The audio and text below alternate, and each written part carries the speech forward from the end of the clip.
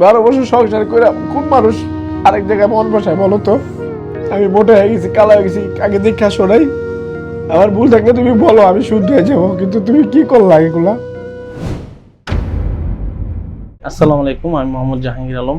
পরিচিত হয়েছে হইলো, ও আমার এক কাজিন, মানে আমার মার চাচাতো বোনের বিয়েতে ও আসছিল। আমাদের সম্ভব আত্মীয় হয়। তো আমি যখন ফার্স্ট ওটা দেখলাম চাচাতো বোনের বিয়ে, ওখানে হলুদের প্রোগ্রাম, ওইখানে শাড়ি পরছিল। তো শাড়ি পরাতে আমি দেখে অনেক সুন্দর লাগছিল। শাড়ি পরার পর আমার আম্মা বলতেছে কে রে মেয়েটা। তো যাই হোক, পরে লাস্টে আমি শাড়ি পরে দেখার পরে আমি ওরা প্রপোজ করলাম। তারপর ওরা প্রপোজ করার পরে ও সবকিছু জানলো। আমার জানার পরে সে রাজি হইলো। রাজি হওয়ার পরে তার সাথে প্রেম প্রায় 6 থেকে 7 মাস। তো তার মা থাকতো সিলেট। আমি তার মাকে জানাইছি আপনার মেয়েকে আমি পছন্দ করি। তারপর সে রাজি হয়েছিল। হওয়ার পরে সে ফোনে কইছে আমি আসতেছি। পরে এসে আমাকে দেখলো আমার খালার বাসায়। তখন তো বিয়ে শাদী আমি প্রস্তাব দিলাম, বললো যে আচ্ছা করবো। পরে আমি মোবাইল দিছিলাম, ওরে কথা বলতে পারতো না। তো আমার খালা মোবাইলগুলো ভেঙে ফেলাইছে। আমার বলতেছে আজকে আমি তো ধরা খেয়ে গেছি। আমি বলছি ওকে কি করবা, তাহলে আসো আমার কাছে আইসা পড়ো, আমি তোমার বিয়ে করবো। পরে বলছে আচ্ছা ঠিক আছে। পরে পয়লা বৈশাখের দিন আমরা আইসা পড়ছি। পয়লা বৈশাখের দিন 2014 সালের 14ই ফেব্রুয়ারিতে আমি মাগরিবের টাইমে তাকে নিয়ে আসলাম। তো আমার শাশুড়ির ফোন দিলাম, আমরা আইসা পড়ছি। রিক্দা ফ্যামিলিতে অনেক কিছু হয়েছে, তারা তো জানে আমি প্রেম করছি। তো একটু বকাশকা করছে, করার পরে যাই হোক পরে তারা আর মাইনা নিছে, সবাই তো জানতোই। আম্মা পরে আমার শাশুড়ির ফোন দিয়ে পরে বিয়ে করাইছে। আমার শাশুড়ির ফোনে ছিল, আমার আম্মা বিয়ে করাই দিয়েছে। তো বিয়ে করলাম, আমরা বিয়ে করে সংসার শুরু করলাম। ভালোই সংসার করতেছিলাম। তো সংসার করার পর আমার 1 বছর পরে আমার ওয়াইফ প্রেগনেন্ট হইলো। আমার বড় ছেলে আরিয়ান সিজারে হইলো। তো আমার শাশুড়ি আসলো, দেখলো। তারা মানে ওই কি দেখাবন্দি ছিল এমনি, মানে আমার জামাইগুলো তারা ওরকম স্বীকৃতি, মানে আমি বুঝতাম যে তারা আমার পছন্দ করে না। তো এই জন্য আমি যাইতাম না। তো যাই হোক, যেটা হোক, সংসার করার পরে তো আমার এই বাচ্চা হওয়ার পরে আমি রামু চাকরি করি। আমি আমার বড়তে রামুতে চলে গেছি। তারপর আমার বাচ্চারা 6 মাস, বড় বাচ্চারা। তা আমি একটা অ্যাকাউন্ট করতে চেয়েছিলাম, বেতন পেয়ে টাকা পয়সা করবো। তো অ্যাকাউন্ট করার সময় তো নমিনি দেওয়া লাগে। তা আমি আমার মারে নমিনি দিতে চাইছি, দিকে আমার সাথে অনেক ঝগড়া করছে।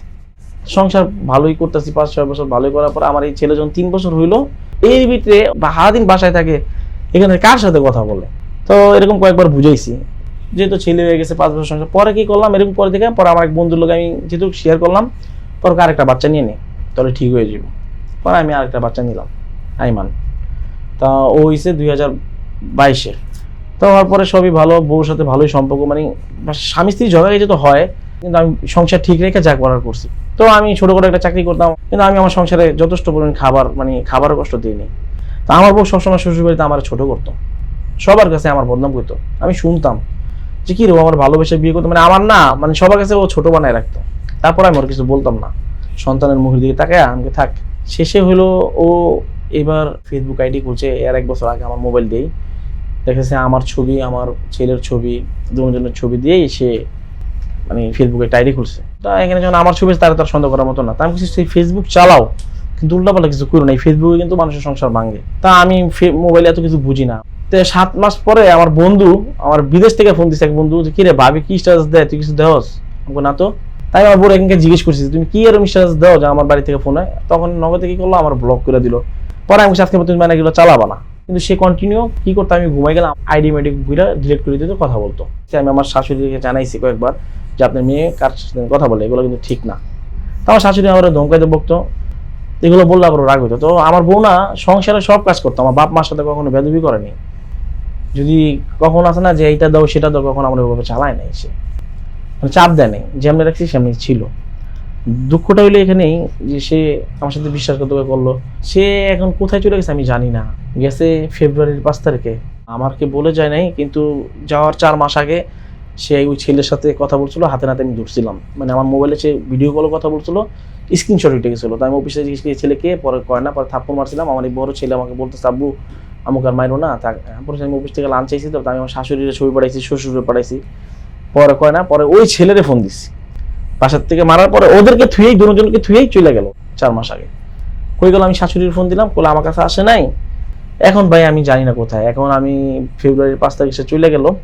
চলে যাওয়ার 5 তারিখে যাওয়ার পরে সে 8 তারিখে আমার কোডের মাধ্যমে একটা ডিভোর্সের নোটিশ পাঠাইছে আমার মোবাইলে। না এখনো 3 মাস হয় নাই, 2 মাস 12 দিন হয়েছে। এখন সে পাঠানোর পরে তো আমি তার একটা বয়স দিছি আমারে যে তোর সংসার করবো না, আমি অনেক সহ্য করছি 12 বছর, থাক ওই বয়স দেওয়ার পর আমি তার অনেক বয়স দিছি যে তুমি এটা কি করলা, 2টা সন্তান আছে, 12 বছর সময় এই ডিসিশনটা তুমি নিলা। আপনি এই ফেব্রুয়ারি মাসের 5 তারিখ থেকে সন্তান একাই পালতেছেন? হ্যাঁ, এই পর্যন্ত পাল্টাছি, আমি চাকরি করতে পারতাছি না, আমার এই বাচ্চার জন্ডিস হয়ে গেছিল, ও থাকতে এই বাচ্চারা তখন ও দেখে নাই, মানে ওর অনেক জন্ডিস, ও মরার অবস্থা হয়ে গেছিল আরিয়ানের, একবারে চোখ মুখ হলুদ, পরে 15-20 দিন চোখ হলুদ ছিল। আমি সারাদিন কাজ করে আমি কি করবো এগুলো, তা আমার জন্য খুব কষ্ট লাগতো। আমি সকালে যেতাম কাজ করতে বা যাই করতে, যে সারাদিন কাজ করবো বা যাই করে বউ বাচ্চা দিন ভালো খাইতে পারে, আমি অনেক কষ্টেই আছি ভাই।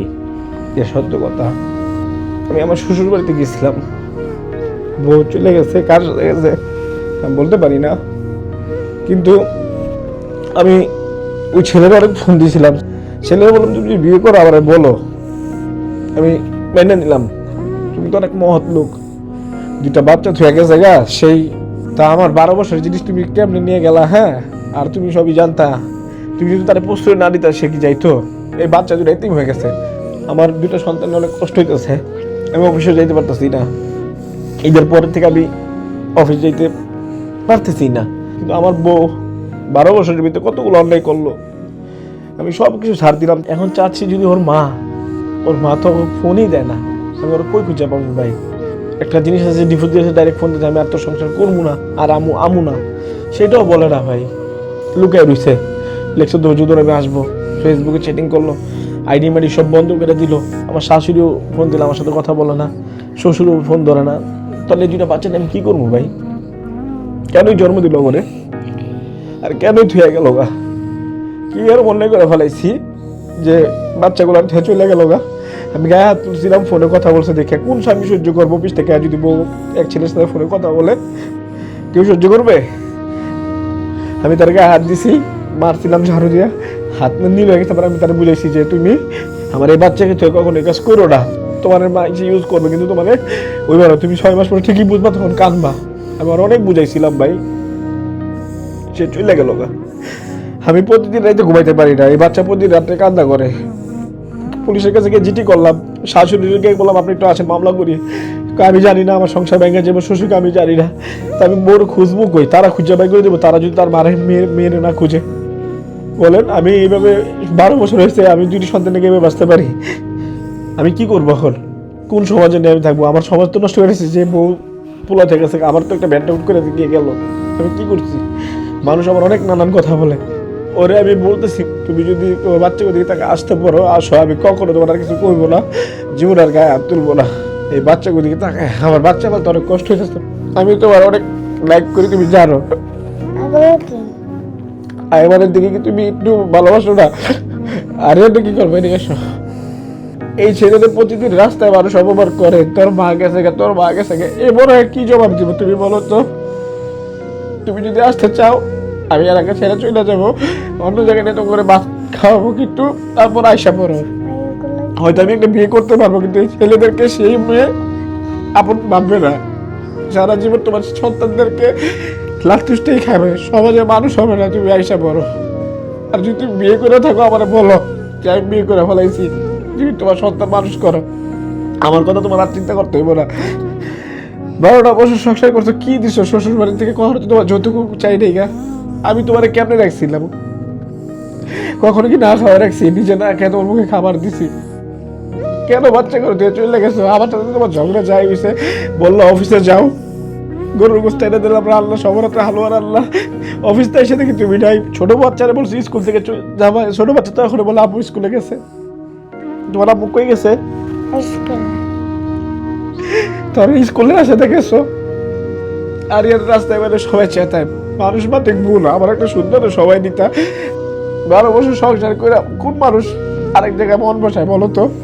আমি মোটা হয়ে গেছি, কালা হয়ে গেছি, আগে দেখা শোনাই, আমি তো সারা জীবন তোমার কামাই করে খাওয়ানোর জন্য এত কিছু করছি, আমার ভুল থাকলে তুমি বলো, আমি শুদ্ধ হয়ে যাবো, কিন্তু তুমি কি করলা এগুলা? যাই করছো, আমি তোমার সন্তানের নিয়ে আর বাঁচতে পারতেছি না, বুঝছো? মানুষ রাস্তাঘাটে আমার অনেক অপমান করে, তোমার তুলে গালাগালি করে, এগুলো শুনতে পারতেছি না, বুঝছো? তুমি যদি ভালো থাকো তাহলে ফোনে বলো, ফোন দিয়ে বলে দাও যে আমি ভালো আছি, তোমার বাচ্চাগুলো আর আসবো না, এটা কিছু বলো আমারে কেউ আশা দিয়ে রাখছো, ধৈর্য ধরে আমি আসবো, এগুলো তো ঠিক না।